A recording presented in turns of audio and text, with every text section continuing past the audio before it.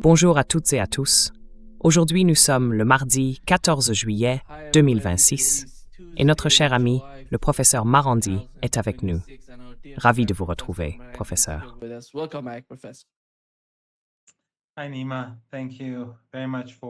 Bonjour Nima. Merci beaucoup de m'avoir invité et désolé pour le retard. J'étais coincé dans les embouteillages, comme je te l'ai dit tout à l'heure, et il fait vraiment très chaud aujourd'hui. Autour de 39, 40 degrés dans certains quartiers de Téhéran au plus fort de la journée.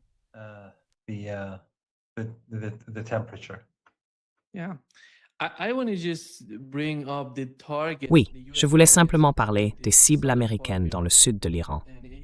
D'après ce qu'on a appris, au moins dans les médias, les frappes ont visé Kangan, Bandar Abbas, l'île de Kish, Sirik, Jam, Jask et Konarak, plusieurs sites dans cette zone. Et cette fois, c'était un peu différent, parce que la nuit dernière, ils ont utilisé des avions de chasse pour frapper les cibles. La nuit précédente, en revanche, ils opéraient depuis deux endroits, l'un à Bahreïn et l'autre au Koweït, en visant la partie ouest de l'Iran, la province du Khuzestan, tout près du détroit d'Ormuz.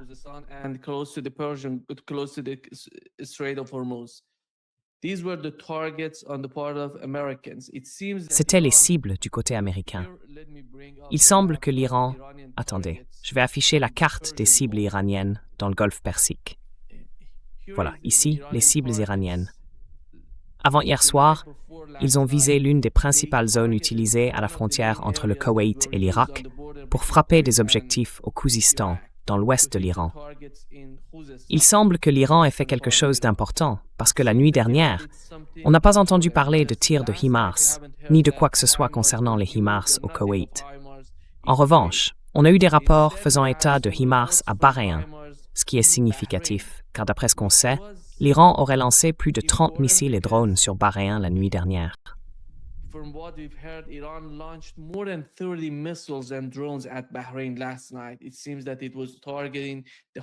Il semble que la cible ait été les HIMARS, ou peut-être les installations, quelque chose d'important à Bahreïn. J'aimerais en savoir plus là-dessus et connaître votre analyse. Mais l'autre point important, c'est Oman. Oman, en ce moment, vous savez, fait partie des cibles de l'Iran, ou en tout cas, c'était une cible avant hier soir. Et il y a deux éléments essentiels. D'abord, le radar américain à longue portée installé à Oman, et ensuite, le port logistique de la marine américaine à Duqm, toujours à Oman. Voilà ce que nous savons de la situation actuelle entre l'Iran et les États-Unis. Quelle est votre lecture de tout cela? Que s'est-il passé la nuit dernière?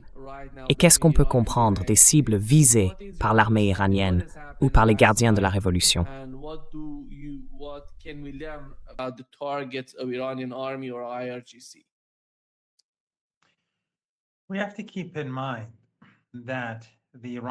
Il faut garder à l'esprit que les Iraniens ne laissent pas leurs équipements à découvert.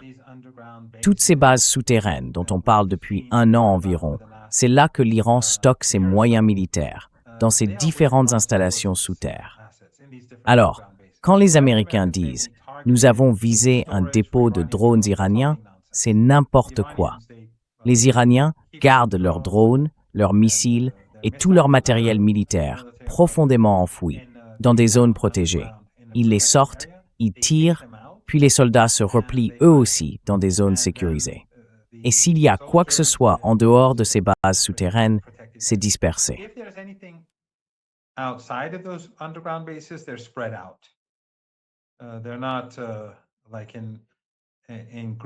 Ils ne sont pas regroupés.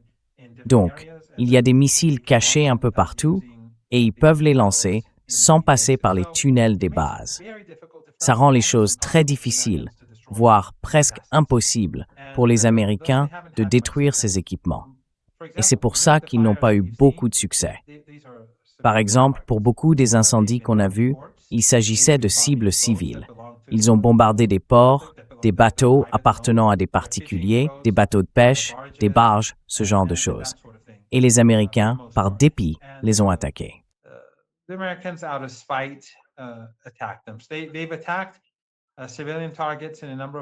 Ils ont attaqué des cibles civiles à plusieurs endroits, notamment, comme on s'en souvient tous, la ligne ferroviaire entre l'Iran et l'Asie centrale, et aussi entre Téhéran et Mashhad, pendant les funérailles, juste 8 heures avant la cérémonie à Mashhad.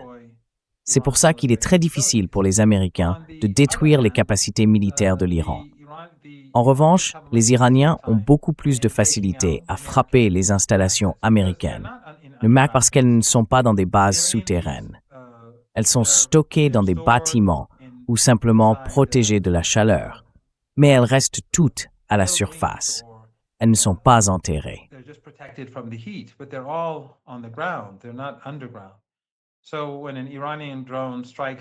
Donc, quand un drone iranien frappe un bâtiment ou touche quelque chose sur une base américaine, les dégâts sont importants, sauf si le bâtiment est vide.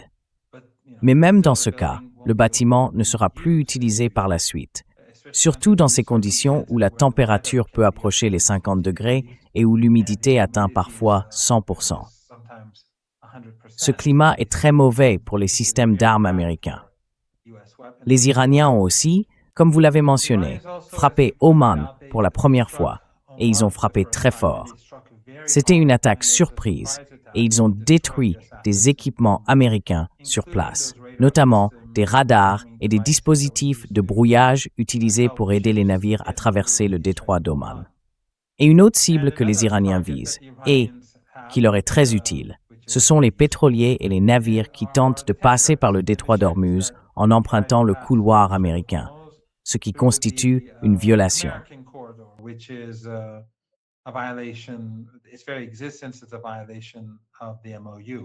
Son existence même viole le protocole d'accord. Et hier soir encore, ils ont frappé des pétroliers. Le prix du pétrole, je crois, a augmenté ces 2 ou 3 derniers jours de, je ne sais pas, peut-être 10 ou 15 dollars. Donc les Iraniens ont fermé le détroit d'Ormuz, bien sûr. Les Américains ont imposé un blocus, mais les Iraniens ont un avantage. Depuis la signature du protocole, ils ont commencé à exporter rapidement des dizaines de millions de barils de pétrole iranien. Beaucoup de pétroliers pleins de pétrole étaient bloqués dans le golfe Persique. Pendant que le blocus était en vigueur, les Iraniens ont rempli tous les pétroliers disponibles dans le golfe. Ils les ont préparés pour le jour où ils pourraient partir. Et dès que l'accord a été signé, l'Iran a exporté ce pétrole. Depuis, ils exportent bien plus de pétrole que les autres pays du golfe Persique, parce qu'ils étaient prêts.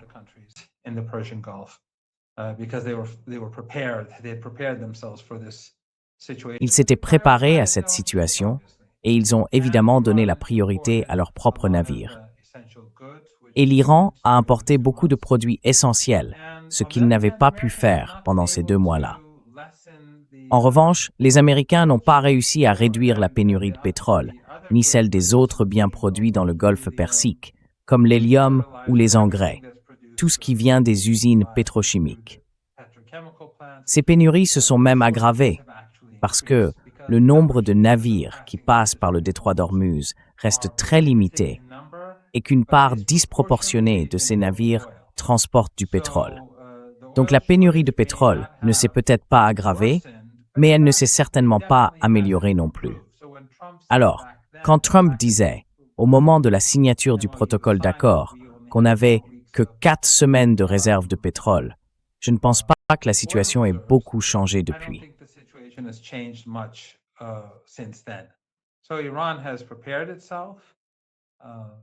L'Iran s'est préparé et les Américains ne sont pas dans une bonne position. Très rapidement, quand les Américains ont commencé à frapper l'Iran, les Iraniens ont riposté très durement ces dernières nuits. Et surtout, la nuit dernière, l'Iran a frappé très fort, en veillant à ce qu'aucun pétrolier ne passe plus. Je pense que l'une des erreurs des Américains, c'est que par le passé, les Iraniens ne touchaient pas les pétroliers, ou alors très rarement, parfois avec de petits drones, mais sans frapper fort. Or, ces dernières 24-48 heures, les Iraniens ont frappé les pétroliers très durement, et cette fois avec des missiles, pas avec des drones. Et bien sûr, c'est pour s'assurer qu'aucun autre pétrolier ne traverse la zone. Le couloir américain est donc devenu très coûteux et très dangereux pour les navires. Et c'est en partie pour cela que le prix du pétrole a grimpé aussi brutalement.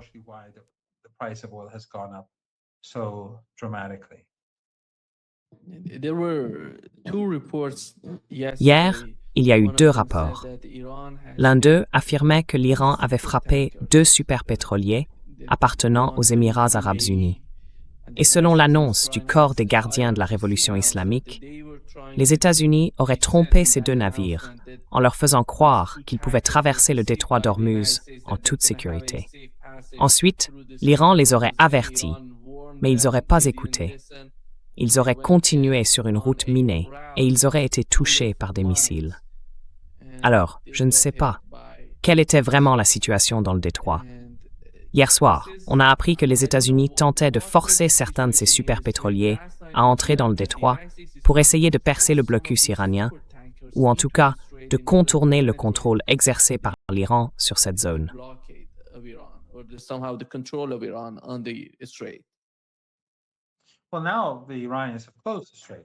Eh bien, maintenant les Iraniens ont fermé le détroit, et les Américains aussi. Donc plus rien n'a le droit de passer. Et les Iraniens, comme vous l'avez justement souligné, utilisent des missiles. Ils ne se contentent plus de simples avertissements ou au pire de tirer un drone. Non, ils frappent directement les navires avec des missiles. Du coup, les autres navires, ceux qui sont encore dans le golfe Persique ou au large, dans la mer d'Oman, évitent complètement le détroit d'Ormuz. Et puis, pour la première fois, l'Iran, en frappant Oman, a détruit une grande partie des équipements américains qui étaient utilisés contre lui. L'Iran a pris les Américains par surprise et aussi Oman, parce qu'ils avaient permis aux Américains d'agir depuis leur territoire. Et ces destructions ont rendu les choses beaucoup plus faciles pour les Iraniens, qui peuvent maintenant frapper les pétroliers refusant d'obéir aux exigences de la marine iranienne.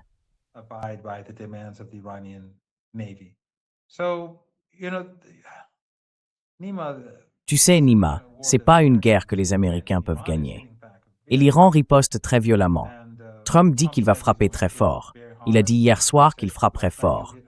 Et ce soir, je suis sûr que les Iraniens vont continuer à riposter avec la même intensité.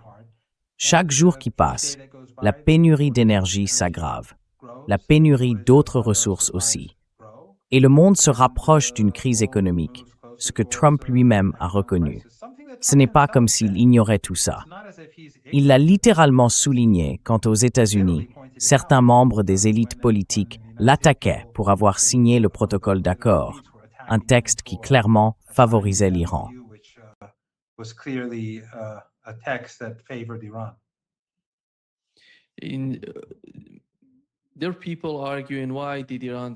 Il y a des gens qui débattent des raisons pour lesquelles l'Iran a décidé de signer le protocole d'accord et qui critiquent Téhéran pour ceci ou cela. Et du côté iranien, il y a aussi des inquiétudes, à la fois internes et externes. Chez les décideurs, vous savez, ceux qui prennent réellement les décisions. L'une de ces préoccupations, c'est que ce protocole d'accord ne profite pas seulement aux États-Unis, ni à la situation qui a suivi sa signature. L'Iran aussi en a tiré parti. D'après un article paru aujourd'hui dans le Washington Examiner, en 26 jours, entre la signature du protocole d'accord entre Washington et Téhéran et le rétablissement récent du blocus américain, l'Iran aurait expédié pour plus de 6 milliards de dollars de produits pétroliers à des acheteurs étrangers. Alors, quel est l'état d'esprit du côté iranien? Comment se sentent-ils? Je parle de ces décideurs, de ceux qui participent ou ont participé aux négociations. Les points de vue sont variés.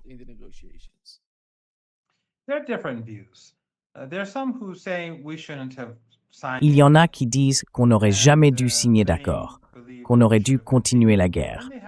Ils ont leurs arguments. Selon eux, les Américains étaient en position de faiblesse et il aurait fallu poursuivre jusqu'à ce qu'ils capitulent. Ceux qui soutenaient les sanctions disaient « Eh bien, nous aussi, on avait besoin de ravitaillement. On avait besoin d'argent pour soutenir la population, pour soutenir les forces armées et pour aider nos alliés dans la région. » Mais même parmi ceux qui étaient favorables aux négociations, il y avait, disons, deux approches différentes. Certains pensaient qu'il fallait obtenir plus de concessions, et d'autres estimaient que ce qu'on avait obtenu suffisait.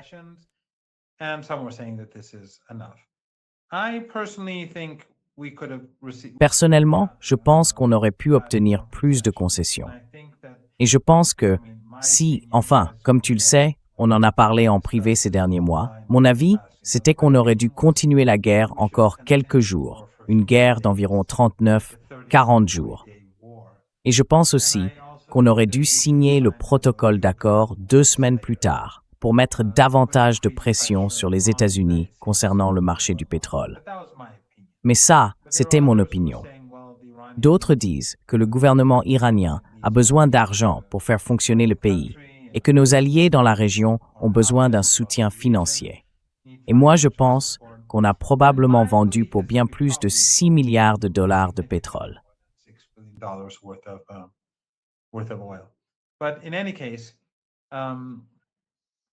Mais en tout cas, je pense que, dans l'ensemble, les Iraniens avaient l'avantage concernant le protocole d'accord.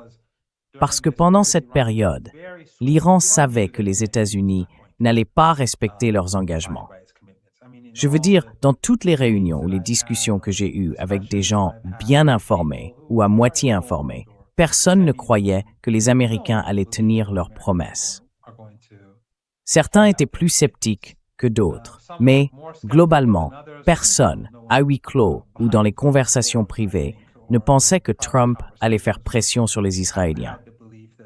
L'argument, c'était qu'il fallait gagner du temps, qu'il fallait se préparer pour la suite. Parce que d'après ce que j'ai compris, le consensus, c'était que ce n'était pas fini et qu'on allait faire face à plus de sièges et à plus de guerres.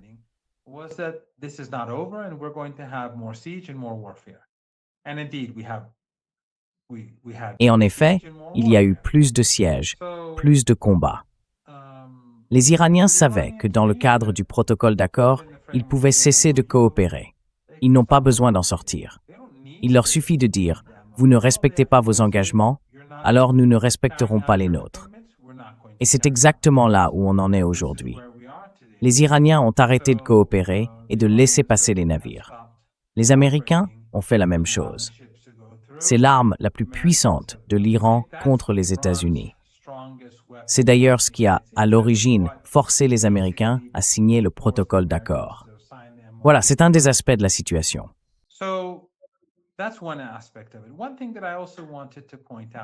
Je voulais aussi souligner une chose.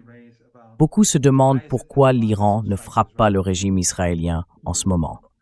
Et je pense que c'est assez clair. La raison, c'est que la véritable bataille se joue autour du détroit. Les Américains ont violé tous leurs engagements, puis ils ont créé ce corridor commercial pour affaiblir l'influence de l'Iran. Et une fois que cette influence est affaiblie, ils n'ont plus besoin de respecter leurs engagements, puisque les Iraniens n'ont plus les moyens de les y contraindre. Donc, l'enjeu principal, c'était le détroit d'Ormuz. Et c'est pour ça que les Iraniens se concentrent sur le détroit d'Ormuz.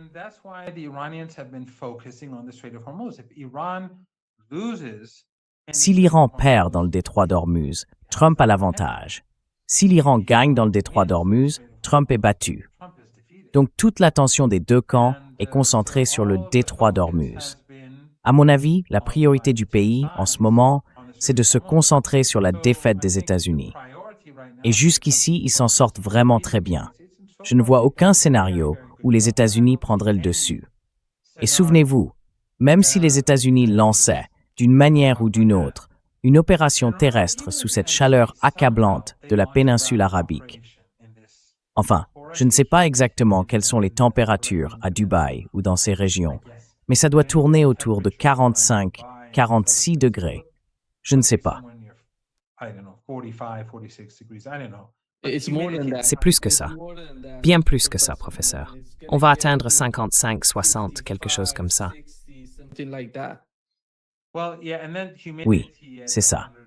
Et puis, avec 100% d'humidité, même s'il fait 40, on a l'impression qu'il fait 55 à Téhéran.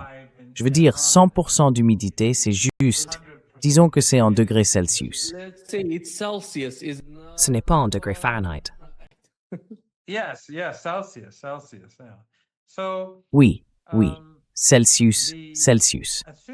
Alors, si on part du principe que les États-Unis lancent une attaque terrestre et que les Iraniens s'y préparent aussi, disons que les Américains prennent quelques îles et même une partie du continent. Les Iraniens, eux, vont tirer des missiles depuis tout le pays. Et d'ailleurs, ces derniers jours, si vous avez fait attention, les Iraniens n'ont pas utilisé de missiles longue portée. Ils ont utilisé des missiles courte portée et beaucoup de drones. Donc, ils frappent l'ennemi, mais sans recourir aux missiles longue portée.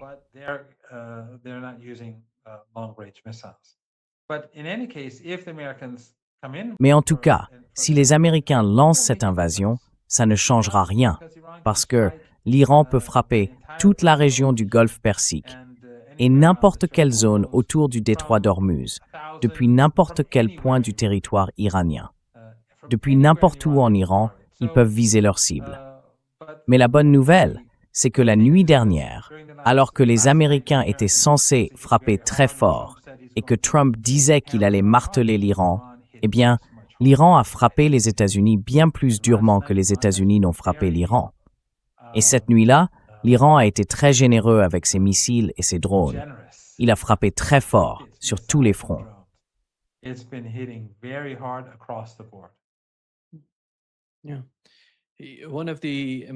Oui, l'un des responsables américains a dit que Trump est très sérieux à propos de... Attendez, je retrouve l'article.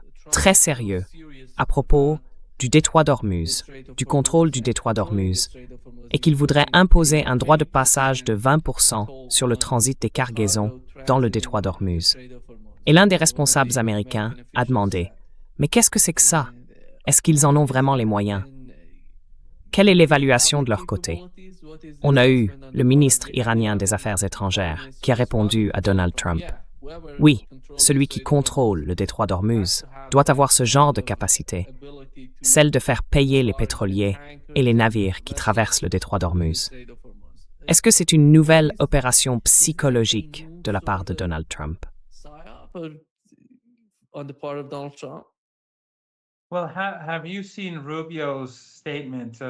Tu as vu la déclaration de Rubio il y a quelques semaines quand il disait que prendre des frais ou des péages, c'était inacceptable.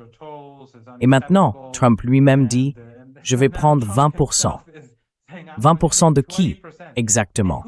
De ses propres alliés, les Saoudiens, les Émiratis, les Koweïtiens, les Bahreïnis, ces mêmes pays qui bêtement l'ont suivi et ont coopéré avec lui pour mener cette guerre sont en réalité les plus grands perdants de cette guerre. Les plus grands perdants, ce sont eux de loin. Oui, ce sont bien eux les plus grands perdants.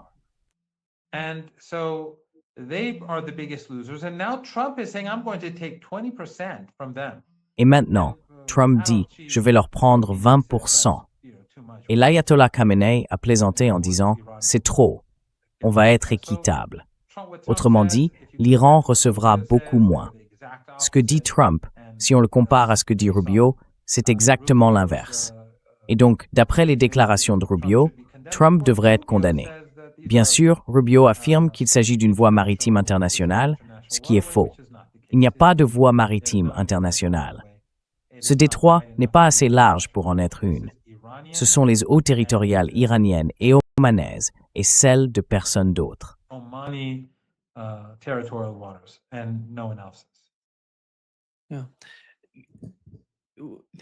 Oui. Alors, professeur Marandi, l'évaluation dans le détroit d'Ormuz, c'est que les États-Unis, quelle est la perception du côté iranien? Est-ce que les États-Unis se préparent à envoyer davantage d'armes vers les pays du CCG? Ou bien est-ce qu'ils gardent leurs moyens en Jordanie, en Israël ou quelque part, disons plus éloignés des frontières iraniennes? Parce qu'ils ont utilisé ces lance-roquettes HIMARS dont on ignorait la présence. On ne savait pas qu'ils en avaient à Bahreïn et au Koweït, qui ont été frappés la nuit dernière, et celle d'avant. Quelle est donc la compréhension de la situation du côté iranien?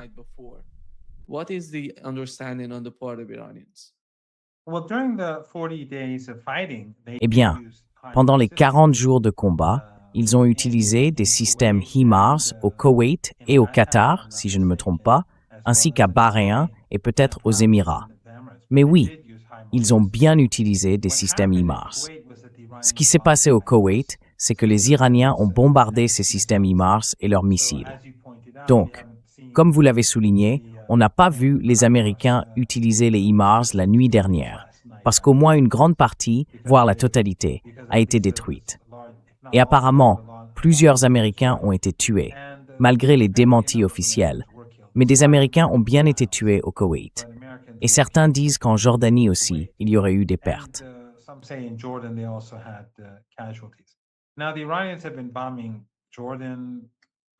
Les Iraniens ont bombardé la Jordanie, le Koweït et plusieurs autres pays au cours des dernières 24 à 48 heures. Mais les Américains, eux, utilisent des missiles. Ils utilisent des Tomahawks.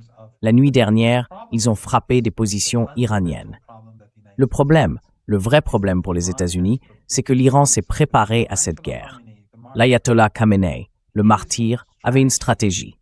Créer un réseau de bases bien protégé pour les missiles et les drones, mais aussi pour d'autres équipements, pour les troupes, pour les vedettes rapides iraniennes, pour les systèmes de défense aérienne, pour tout, et les construire à travers tout le pays.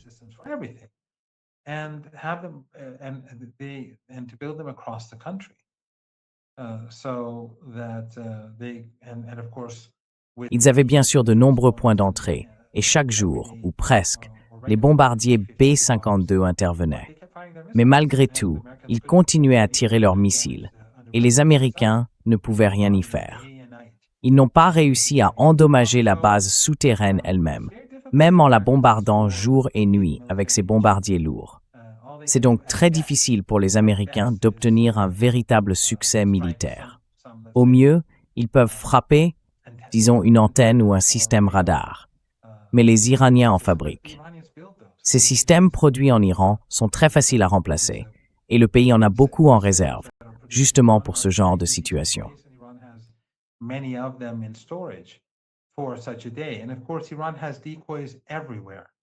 Et bien sûr, l'Iran a des leurres partout. Ils ont acheté d'énormes quantités de leurres chinois et ils en fabriquent aussi eux-mêmes. Mais les leurres chinois sont plutôt bons, donc les Américains continuent de bombarder des leurres. Les Iraniens en placent un peu partout. Des systèmes radars, des antennes, des systèmes de missiles, et ainsi de suite. Et ça occupe les Américains. Et bien sûr, comme je l'ai dit, les installations iraniennes sont souterraines. Donc, encore une fois, les Américains peuvent continuer à bombarder, mais ils n'obtiennent pas vraiment les résultats qu'ils espèrent. Et si quelqu'un dit « Oh, mais ça c'est juste de la propagande iranienne », le mythe selon lequel les Iraniens n'aiment pas le régime, eh bien, c'est absurde.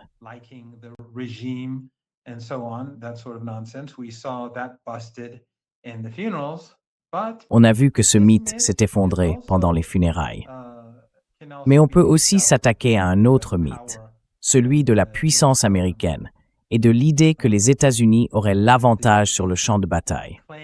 Pendant la guerre de 40 jours, on a entendu les Américains répéter qu'ils détruisaient tout ce que possédait l'Iran. Ils publiaient sans arrêt des vidéos et des images de cibles détruites. Beaucoup d'entre elles étaient en réalité des leurs. J'en ai d'ailleurs montré quelques-unes sur mon compte Twitter pour prouver qu'il était évident que c'était des leurs. Mais au-delà de tout ça, une fois les combats terminés, on a vu le Washington Post et le New York Times reconnaître que les bases souterraines iraniennes étaient intactes et que les capacités de missiles et de drones de l'Iran l'étaient en grande partie aussi.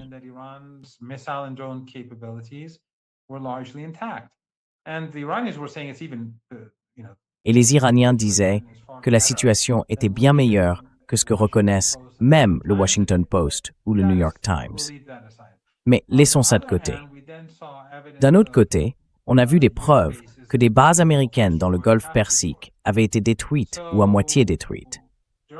Pendant la guerre, quand on regardait les médias occidentaux, ou qu'on écoutait le gouvernement américain ou le régime israélien, on avait l'impression que l'Iran était en train d'être anéanti, qu'il bombardait jour et nuit. Mais une fois la guerre terminée, on s'est rendu compte que la réalité était tout autre.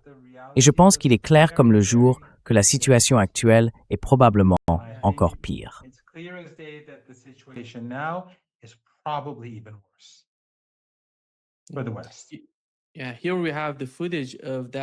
Oui, là on a les images de ce pont ferroviaire à Akala, dans le Golestan, qui a été touché, qu'ils ont essayé de saboter. C'était une sorte de sabotage, ou une attaque, enfin bref. Mais ils ont reconstruit ce pont en moins de 24 heures. Et on a les images en ce moment même de ce pont précis, qui est vraiment important. En gros, ce pont relie l'Iran au Kazakhstan et à la Chine, et il a une importance économique particulière pour l'Iran. Et apparemment, ils ont réussi, le pont est de nouveau en service.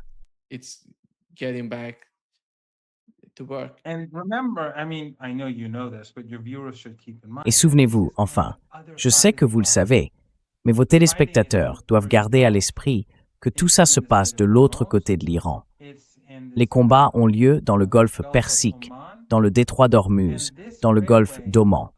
Et cette voie ferrée, ce pont, se trouvait au nord de l'Iran, de l'autre côté du pays. Donc c'est un crime de guerre et ça ne contribue en rien à l'effort de guerre iranien. Et ce n'était pas seulement ça, ils ont aussi visé la ligne Téhéran-Mashhad. Certains journalistes qui étaient allés aux funérailles, avant que les journalistes occidentaux n'y aillent, ont pris le train du retour et l'une des lignes avait été endommagée. Du coup, le trajet jusqu'à Téhéran a pris beaucoup plus de temps. Oui, exactement, très bien. Donc ce point rouge, cette marque, se trouve au nord de l'Iran, à l'extrémité nord du pays, et la guerre, elle, se déroulait dans le sud. Autrement dit, ce que faisaient les États-Unis, c'était essentiellement essayer de nuire aux Iraniens ordinaires, les mêmes Iraniens qu'ils prétendent vouloir libérer.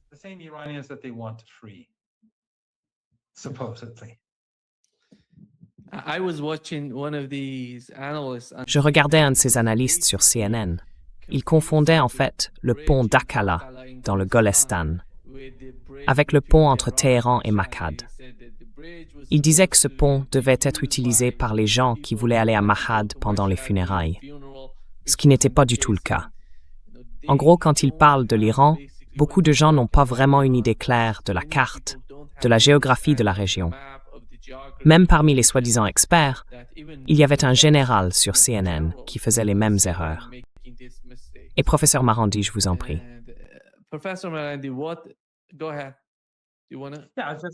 Je disais simplement que ces généraux, pour beaucoup, ne sont pas honnêtes. Ils sont payés pour ça. Alors peut-être que certains ne savaient pas. Mais si un général ne regarde même pas une carte avant de passer à la télévision, eh bien, c'est pas vraiment un général.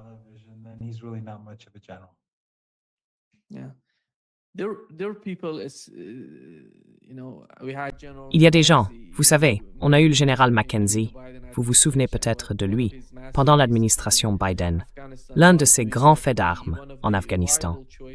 Il expliquait que l'une des options possibles pour Donald Trump et pour les États-Unis serait d'intervenir, vous voyez, d'aller sous le radar sur certaines de ces questions dans le sud de l'Iran.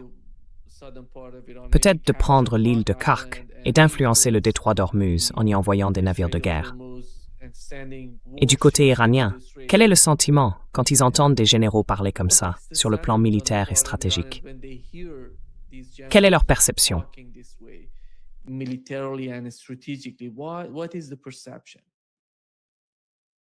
Mépris.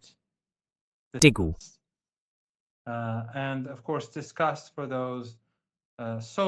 Et bien sûr, il y a ce dégoût pour ces soi-disant Iraniens de l'Ouest qui ont plaidé pour la guerre. Beaucoup de jeunes, qui n'ont jamais été majoritaires, des jeunes libéraux influencés par les médias occidentaux et par les chaînes en persan diffusées depuis l'Occident, ont vu leurs opinions changer radicalement.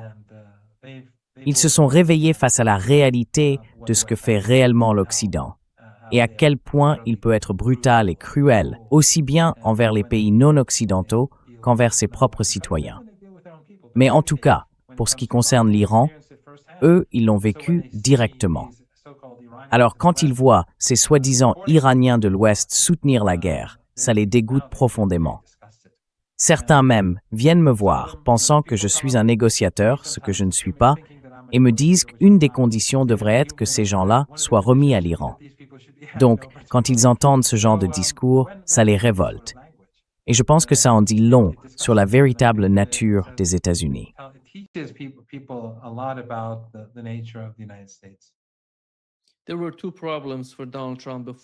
Il y avait deux problèmes pour Donald Trump avant l'annonce du cessez-le-feu, puis avec le protocole d'accord. L'un concernait l'économie et le marché du pétrole, et l'autre, les stocks aux États-Unis. Mais qu'est-ce qu'on sait des stocks en Iran? En gros, avec ces attaques dans le sud du pays, ils affirment viser des cibles, certains de ces stocks situés dans le sud de l'Iran, ou encore des drones, ou les installations qui produisent ces missiles et ces drones.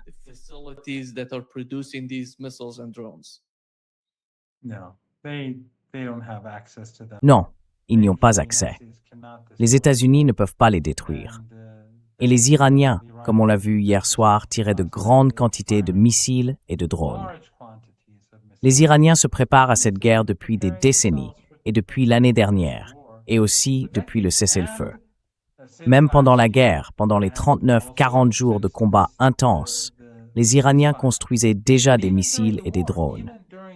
Mais ces derniers mois, plus que quelques mois, en réalité, ils ont agrandi leurs bases souterraines, en ont construit de nouvelles et produit beaucoup plus de missiles, de drones et d'autres systèmes de missiles.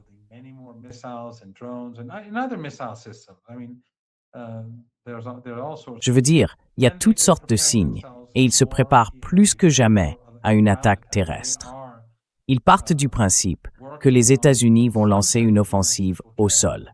Ça ne veut pas dire que ça va forcément arriver, mais c'est leur hypothèse de travail. J'ai parlé avec quelqu'un de très bien informé et il m'a dit que l'Iran dispose d'un tel stock de missiles et de drones qu'il pourrait continuer la guerre avec ce qu'il a pendant des années.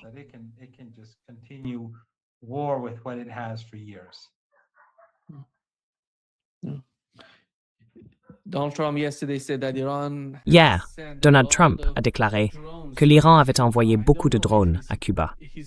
Je ne sais pas s'il prévoit de faire quelque chose à Cuba, ni s'il veut rejeter la faute sur les Iraniens pour les avoir envoyés. Et l'autre point, professeur Marandi, c'est « Eh bien, et alors, même si c'est vrai ?»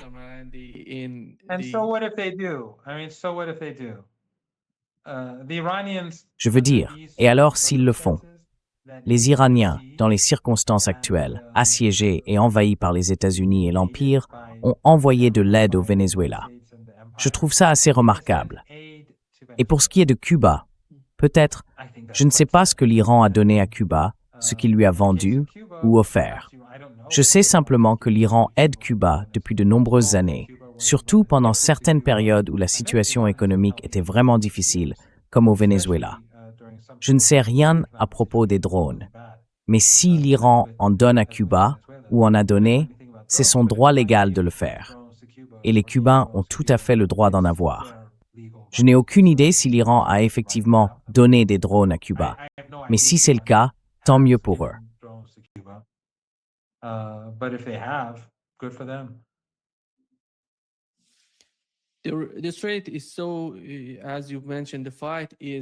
Le détroit, comme vous l'avez mentionné, c'est en ce moment le principal point de tension entre les États-Unis. Tout tourne autour du détroit d'Ormuz et de son ouverture. L'autre front, c'est Bab el-Mandeb et la mer Rouge. Hier, on a vu des avions civils iraniens transportant la délégation yéménite tenter d'atterrir à l'aéroport international de Sanaa, au Yémen, mais ils ont été interceptés par des chasseurs saoudiens. Ensuite, ils se sont dirigés vers l'ouest du pays et ont atterri à l'aéroport d'Al-Hodeida, si je ne me trompe pas. Mais l'Arabie saoudite a frappé la piste de l'aéroport international de Sanaa, ce à quoi les Yéménites ont ensuite riposté.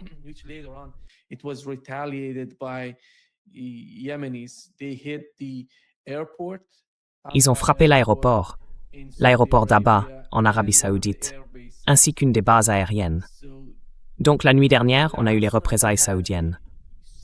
Et en ce moment, l'argument des Yéménites, c'est que tant qu'il y a ce blocus sur l'aéroport international de Sanaa, eh bien, ils vont imposer un blocus sur les aéroports saoudiens. Voilà la situation. Est-ce que vous pensez que ça peut encore s'aggraver? Que le Yémen pourrait attaquer des installations pétrolières en Arabie saoudite ou des oléoducs? Ce serait catastrophique pour le marché du pétrole, parce que cette route ne fonctionne pas pour l'Arabie saoudite. L'Arabie saoudite est un cas particulier parce qu'elle utilise la mer Rouge. Elle a un oléoduc qui va jusqu'à la mer Rouge. Les autres pays comme le Qatar n'ont pas ces capacités.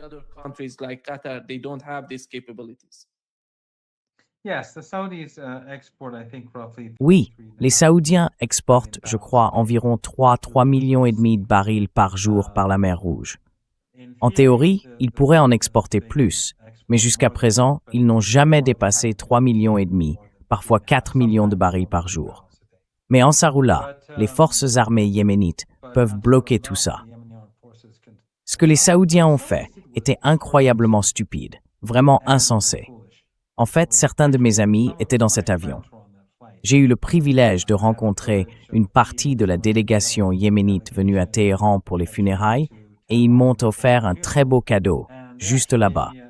Quand je suis allé leur rendre visite, ces personnes étaient dans l'avion.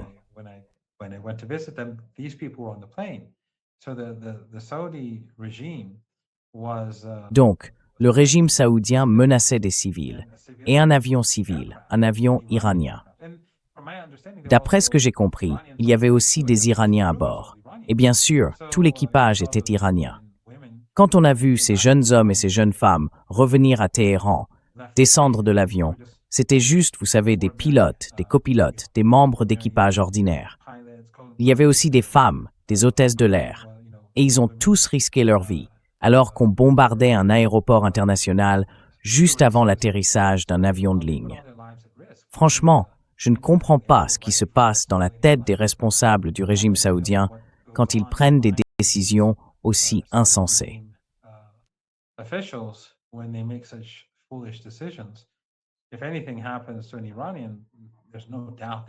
S'il arrive quoi que ce soit à un Iranien, il ne fait aucun doute que l'Iran frappera très durement l'Arabie saoudite. Mais ils ont aussi provoqué, ils ont fourni et ils ont indigné le gouvernement yéménite. Ils lui ont donné une excuse pour riposter. Et ils l'ont fait. Aujourd'hui, le détroit de Bab el-Mandeb est plus proche d'être fermé que jamais. Et tout cela arrive au moment où certains disent que Trump a poussé l'Arabie saoudite à agir ainsi. Je n'ai aucune preuve de ça, mais je l'ai entendu de plusieurs sources. Pourquoi il aurait fait ça? Je veux dire, l'Iran a brisé le blocus. Et ce blocus contre le Yémen est immoral et injustifié.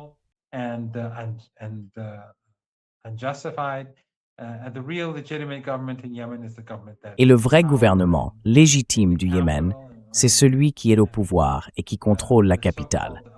Le soi-disant gouvernement reconnu par la communauté internationale, lui, n'est pas un vrai gouvernement. C'est uniquement grâce à la richesse et à l'influence de l'Arabie saoudite et à celle des Émirats que le Conseil de sécurité de l'ONU, il y a quelques années, a désigné le gouvernement soutenu par les Saoudiens et les Émiratis comme le gouvernement légitime. Mais malgré la guerre génocidaire que les Saoudiens et les Émiratis, avec le soutien de toute la région du Golfe Persique et de tout l'Occident, ont mené contre le Yémen depuis 2015, ils ont bombardé des mariages, ils ont bombardé des bus scolaires. Je pense que vous vous souvenez de tout ça.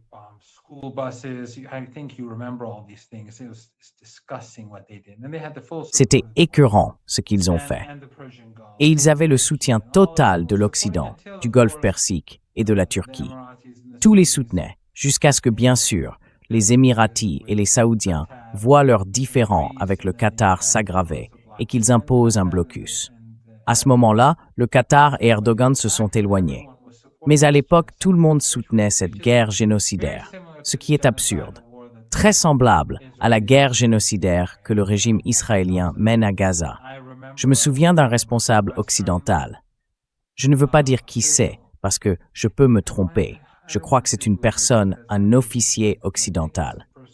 Je pense que c'est le monsieur qui est déjà venu dans votre émission, mais je peux me tromper, celui qui était à Gaza.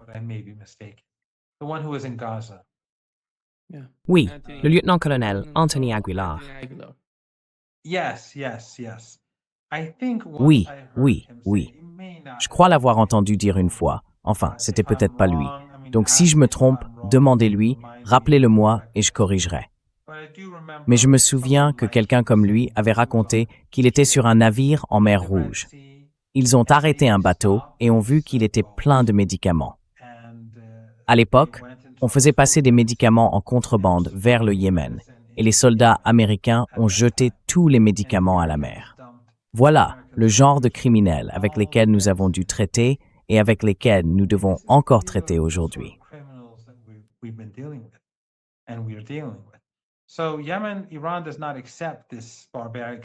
Alors, le Yémen.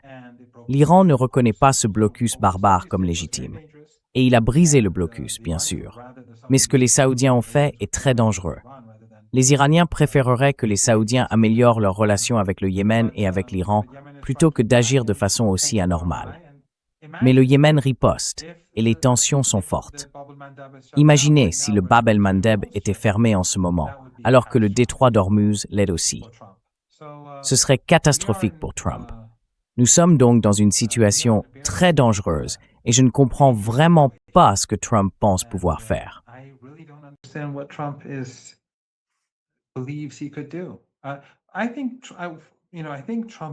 Je pense que Trump est un joueur. Il espère que d'une façon ou d'une autre, tout ça va bien se passer. Je crois que quand Tucker Carlson a rencontré Trump pour essayer de le convaincre de ne pas partir en guerre contre l'Iran, il l'a mis en garde.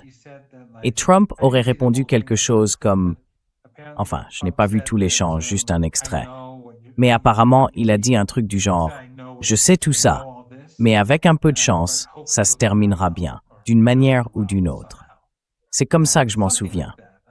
Je pense que Trump agit au-delà de la raison. Il espère juste qu'il pourra miser toute la maison et gagner, mais en réalité, il va perdre la maison. Je crois que c'est comme ça qu'il le voit. Enfin, je ne sais pas. Moi, je ne suis pas un joueur.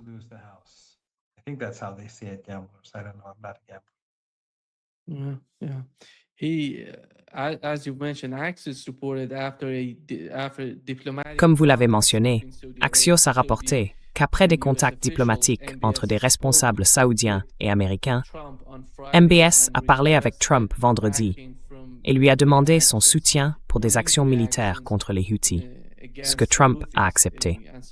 Je ne sais pas exactement quel type de soutien ils reçoivent des États-Unis pour ces attaques, mais ces frappes ont été menées par l'armée de l'air saoudienne. Peut-être qu'ils leur fournissent du renseignement ou quelque chose de ce genre. Et toute l'affaire du Yémen, à mon avis, si Donald Trump est derrière, ça veut dire qu'il est en train de creuser sa propre tombe. Le problème ne s'améliore pas pour lui, il empire.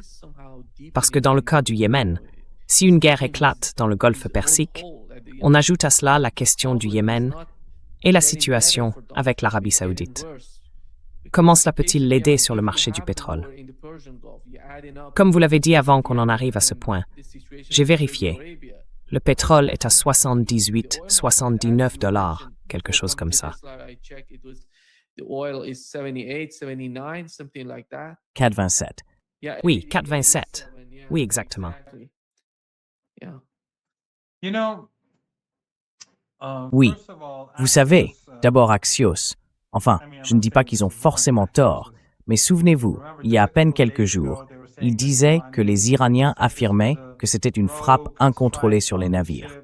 Et franchement, Axios, c'est plein de bêtises. C'est la dernière source à laquelle on peut faire confiance. Axios et Reuters, c'est du même niveau. Enfin, ils sont tous mauvais, mais ces deux-là sont vraiment, vraiment terribles. Mais bon, Nima, le truc, c'est que, imaginons que les Américains repartent en guerre, ou que les Saoudiens entrent en guerre contre le Yémen. Ils frappent des cibles au Yémen. Qu'est-ce qu'ils peuvent bien viser? Ils vont bombarder des enfants, des femmes. Je me souviens que les Israéliens avaient bombardé un bureau de journal à Sanaa, tuant beaucoup de journalistes.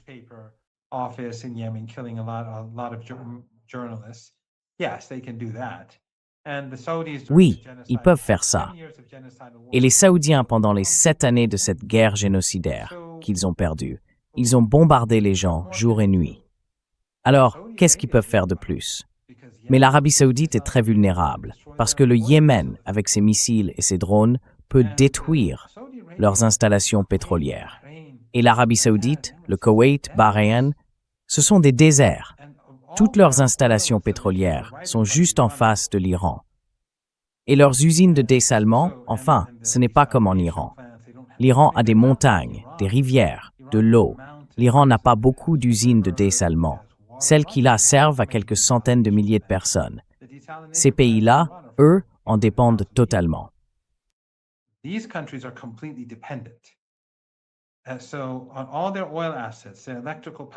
Donc, tous leurs actifs pétroliers, leurs centrales électriques, leurs usines de dessalement, tout ça se trouve face à l'Iran. L'Iran peut les détruire très facilement. Mais l'Iran, lui, a des fleuves, de l'agriculture. Il est presque autosuffisant sur le plan agricole. Les Saoudiens, eux, sont très vulnérables face à l'Iran. Et le seul avantage qu'ils ont sur les autres régimes du Golfe Persique, c'est, comme vous l'avez mentionné, l'oléoduc vers la mer Rouge. Eh bien, les Yéménites peuvent détruire cet oléoduc, comme ils l'ont déjà fait.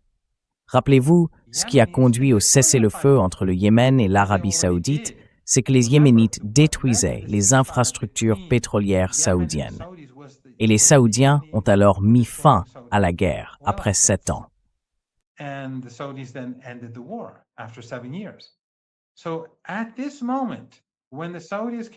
En ce moment, quand les Saoudiens ne peuvent pas utiliser le Golfe Persique pour exporter leur pétrole, si le Yémen détruit leurs exportations vers la mer Rouge, qu'est-ce que ça fait à l'économie mondiale?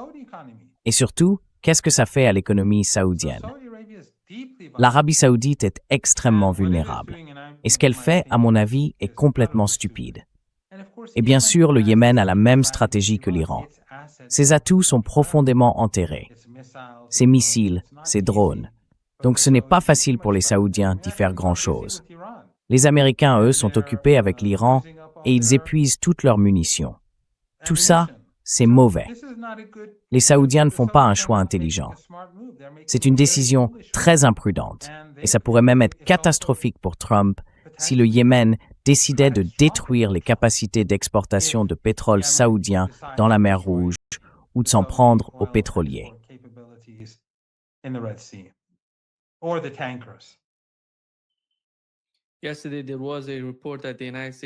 Hier, un rapport disait que les États-Unis retiraient leurs responsables des Émirats arabes unis, d'Abu Dhabi, ainsi que de l'ambassade et du consulat à Dubaï.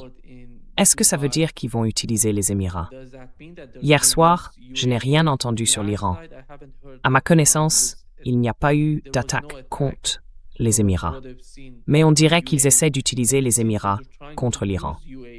Et ça voudrait dire, enfin, c'est la seule raison pour laquelle je suppose qu'ils retirent ou déplacent du personnel de Dubaï et d'Abu Dhabi aux Émirats arabes unis. Qu'est-ce que ça veut dire au juste?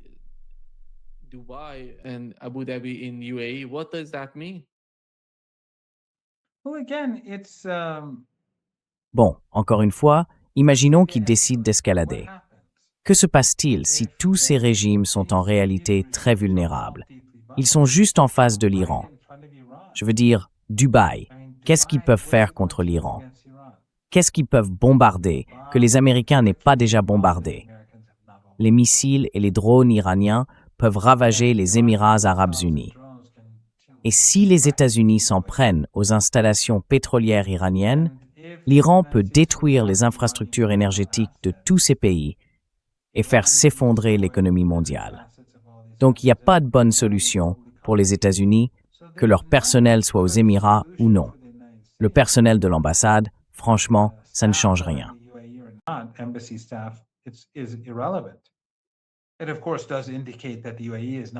Cela montre clairement que les Émirats arabes unis ne sont plus un endroit sûr. Le fait qu'ils aient expulsé ces personnes prouve à quel point la situation est instable et dangereuse. Mais ce n'est pas une situation dans laquelle les Américains peuvent gagner. L'Iran frappe fort. Les alliés des États-Unis sont tous vulnérables, leurs intérêts aussi. Et puis, de l'autre côté de la péninsule arabique, au Yémen, la colère monte. Ce pays se voit comme une victime d'agression. Ses dirigeants disent qu'ils n'accepteront plus le blocus, et cela peut vouloir dire beaucoup de choses. En somme, les États-Unis se sont mis dans une situation vraiment, vraiment terrible.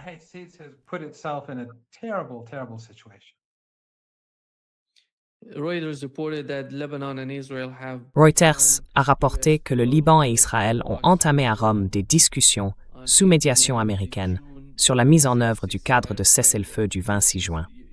Comme vous vous en souvenez, Tout cela concerne le désarmement du Hezbollah. On vous dit, vous obtiendrez ceci ou cela. Mais avant tout, il faut désarmer le Hezbollah.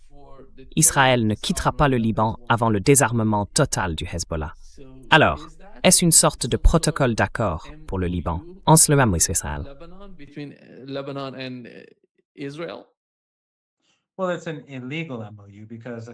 Eh bien, c'est un protocole d'accord illégal, parce que selon la loi, le gouvernement libanais n'a pas le droit de négocier avec le régime israélien. Mais cette faction-là est liée aux États-Unis. Ils sont très corrompus. Ce sont des traîtres à leur propre pays, le président et le premier ministre. En gros, ils ont offert le sud du Liban au régime israélien. Les Israéliens n'ont aucune intention de quitter le Liban. Tout le monde le sait. Ils veulent y rester.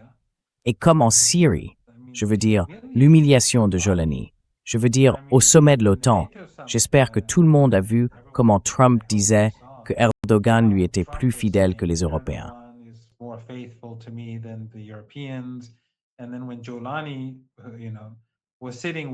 Et puis quand Jolani, vous savez, était assis avec lui comme invité spécial, grâce à Erdogan, Trump, juste en face de lui, a dit « C'est moi qui ai donné le plateau du Golan à Israël. » Et Jolani, le Golan c'est comme le Golan, c'est le même endroit.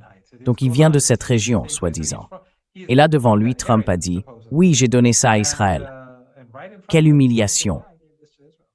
Et il n'a rien dit. Il n'a pas dit « C'est notre territoire. » Le précédent gouvernement syrien n'aurait jamais accepté ça. Mais lui, il l'a fait. Et ensuite, Trump a aussi dit que la Syrie pourrait aider la résistance. Là encore, Jolani n'a rien dit. Voilà le genre de personnes avec qui on doit composer dans cette partie du monde.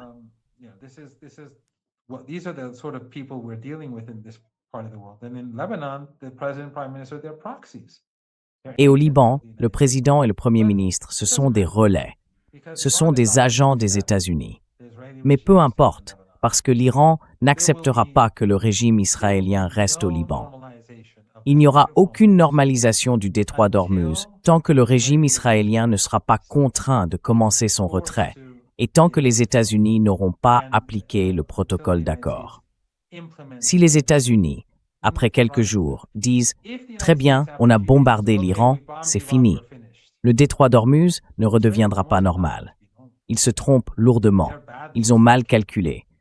L'Iran continuera à exercer des pressions jusqu'à ce que le régime soit forcé de partir et jusqu'à ce que les Américains remplissent leurs autres engagements.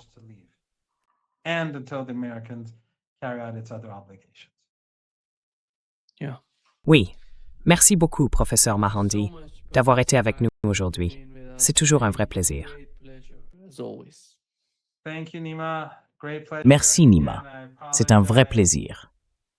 Et encore une fois, je m'excuse d'être arrivé en retard aujourd'hui. Pas de problème, je vous avais prévenu à l'avance et vous aviez gentiment accepté d'attendre un quart d'heure de plus. Mais malgré tout, je tiens quand même à m'excuser. Oui,